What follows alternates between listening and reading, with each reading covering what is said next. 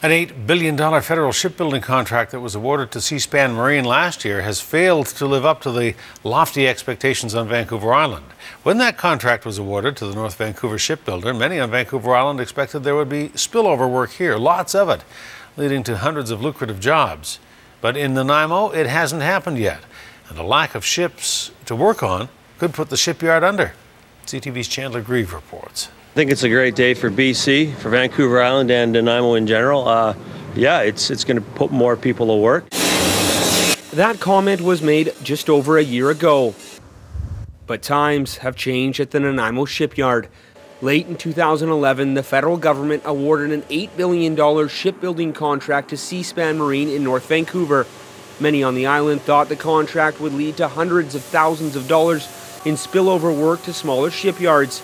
Nanaimo Shipyard President Ron Van Wachem was one of them, and so was the city's mayor. It expected the news would generate more jobs, and in my understanding was somewhere between 100 and 130 jobs would be generated when these new contracts came into play. But that has not been the case. The shipyard has filed a notice of intent with a Vancouver-based company that specializes in financial restructuring to help companies stave off bankruptcy. It was a lot of disappointment given what we've come through the last few years. Our thought was that if you could survive the last few years, that it wasn't going to take too much longer to actually see the industry turn around, and a fair bit of work coming our way. So quite disappointing that Ron wasn't able to hold on. Van Wachem declined to speak to CTV News today, but has made it clear he is frustrated with the federal government.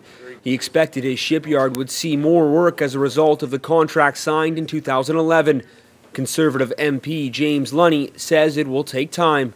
The maintenance for these new vessels is going to require a lot of shipbuilding capacity and subcontracting for decades to come. We're not talking about just jobs short term here. We're talking about careers in shipbuilding. But the workers in Nanaimo need jobs in this decade. People are worried about the future, where they're going to go, how they're going to pay their mortgage, what does the work picture look like. You know, what we're saying at this point, hang in there and let's see what we can do, see if we can work together and try and find a solution, try and keep them alive. The workyard will remain open through the restructuring process, which is expected to take about 2 months. Beyond that is anybody's guess. Chandler Grieve, CTV News, Nanaimo.